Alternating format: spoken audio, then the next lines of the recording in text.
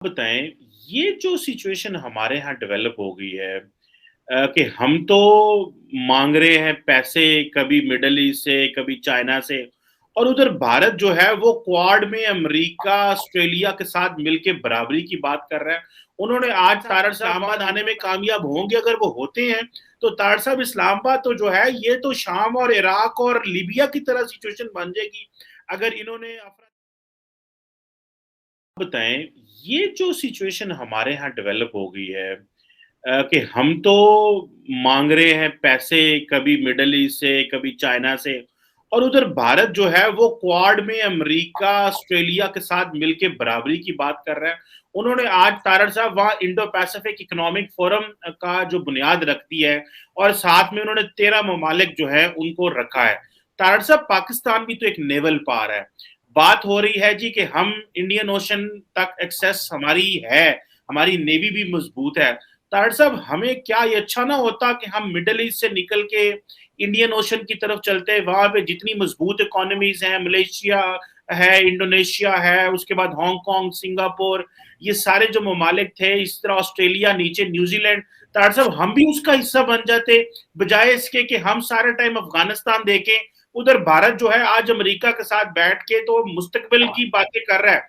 Biden साहब ने, तारड़ साहब कहा है, उन्होंने कहा we are going to write new rules of international order. ये आज उन्होंने वहां जापान में बैठ के कहा है और हम यहाँ पे एक दूसरे को मारने बनाने की बातें कर रहे हैं। हम क्यों उस तरफ ना मुड़ सके? हमसे क्या गलती हुई कि भारत आज आगे निकल गया हमसे इतना? इसकी भी एक लंबी हिस्ट्री मौजूद है। मैं इस पे थोड़ा सा बोलना चाहूंगा इस हवाले से कि आप ख्वाब देखते हैं लेकिन उसको डिलीवर नहीं कर पाते, उसमें करप्शन आड़े आ जाती है। आपने सी पैक के ड्रामे को ज्वाइन किया, it was a huge opportunity अगर देखा जाए, लेकिन आपने वहां से भी $26 बिलियन उनका लूटा चाइनीज का। और दूसरा उसके बाद आपने उस पर फिर बात करूंगा नेशनलिज्म की। आपने उनको कहा कि हम आपकी जानो माल की जमानत देंगे, आप नहीं दे सके, डिलीवर नहीं कर पाए। तो हमेशा कारोबार बाद में शुरू होता है, लॉ एंड ऑर्डर के हालात पहले होते हैं।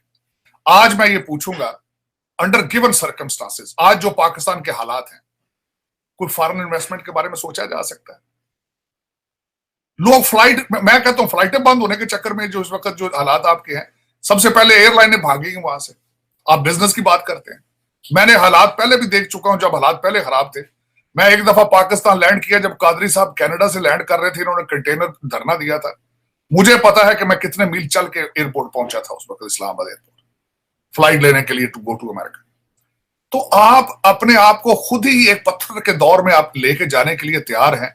मैं हैरान हूं कि ये जो बच्चे, मेरा क्वेश्चन मार्क है, मैं ये नहीं पूछूंगा कि आप तहरीक इंसाफ है, कि आप नून लीग है, आप कौन है।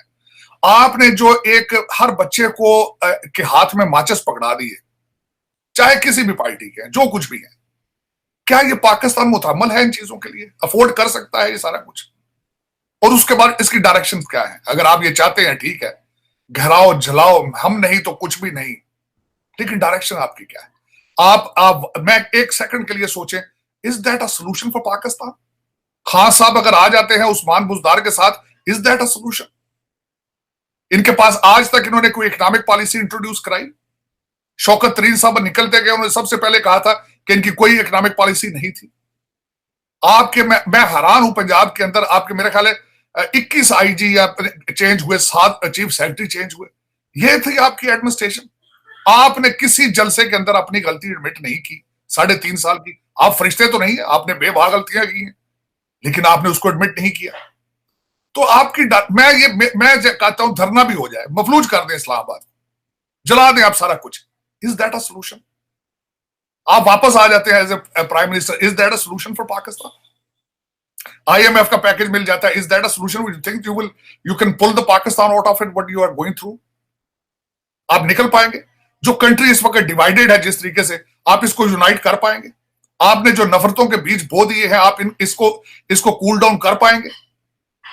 मैं हमेशा ये कहता रहा हूं चीमा साहब, ये आग से खेल रहे हैं, मुझे इन पे कोई अफसोस नहीं है। उसकी वजह ये है ना, दिस इज देयर बिजनेस, ये बिजनेस है।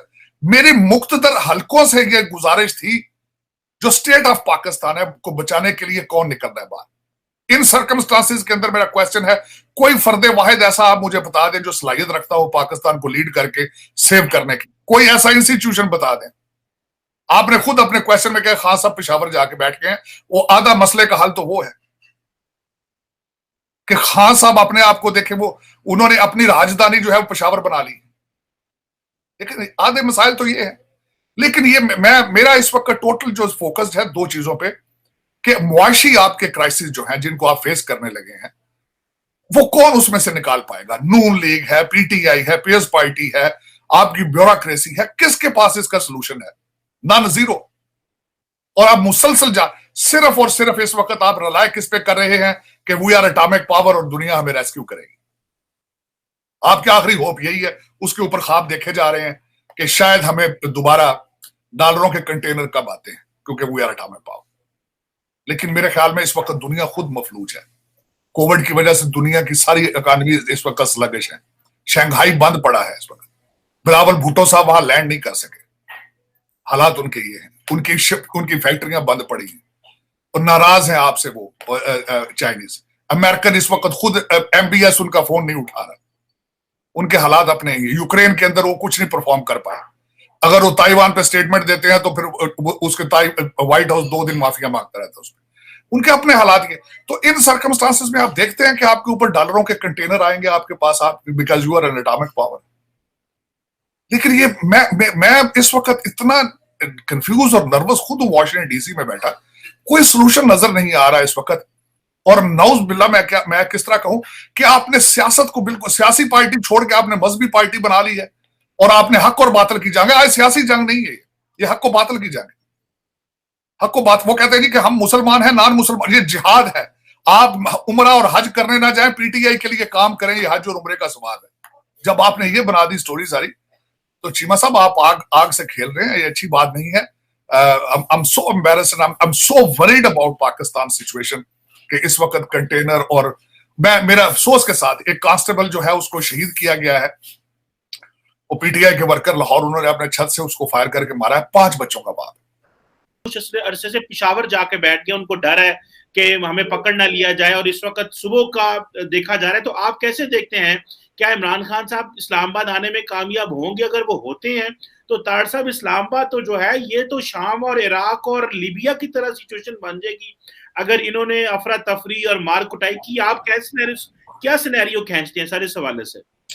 देखिए, मेरा एक सवाल है चीमा साहब कि एक कंट्री जो कि मुआशी तौर पर ऑलरेडी बैंकरप्ट या हो चुका है और या फ्यू इंचेस अवे है, वहां पे इस तरह की एक्टिविटीज जो है वो फिजिबल है, सूटेबल है?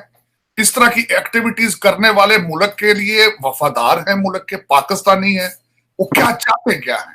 आपने खुद ही सवाल के अंदर जवाब भी दे दिया कि हमारी डायरेक्शन सीरिया की नहीं डायरेक्शंस होगी। सीरिया तो एक बहुत अमीर मुल्क था और वहां पे जो हालात और उनकी अगर हिस्ट्री देखी जाए तो they have a very rich history. हमारा मुस्तकबिल अफगानिस्तान। और अफसोस के साथ ये है कि खान साहब ने सियासी पार्टी से यू टर्न लेके इसको मजहबी पार्टी बना दिया और उसके पेशवा बन चुके हैं। वो जो कहते हैं उनका चूरन बिकता है, वो लोग खरीद रहे हैं। लेकिन मुझे खान साहब पे एतराज नहीं है, धरना देना चाहिए, जो मर्जी करे हुकूमत के लिए। जाहिर जिस तरह उन्होंने बिहेव किया, जिस तरीके से असेंबली में जब उन्होंने अपनी मेजॉरिटी लूज की और उसके बाद जिस तरीके से वो इख्तिदार से चिमटे रहे, उन्होंने बिल्कुल शो किया कि उनके इख्तिदार की हवस है, मुल्क के साथ उनकी वफादारी नहीं है। और आज के हालात में, आज के सर्कमस्टांसेस में, जब एक तरफ आपके आईएमएफ से डायलॉग हो रहे हैं, हालांकि मैं तो आईएमएफ के पैकेज का भी हकदार उसका इतना फैन नहीं हूं, क्योंकि पाकिस्तान के अंदर 21 प्रोजेक्ट आईएमएफ के हो चुके हैं। डॉलर आते हैं, निकलकर शाम को दुबई पहुंच जाते हैं। अभी भी आईएमएफ का पैकेज आएगा तो घंटों में वो दुबई पहुंच जाएगा। सोल्यूशन ये नहीं है। कौम जो है वो बेताब है, कौम तड़प रही है अकाउंटेबिलिटी के लिए, करप्शन के खिलाफ।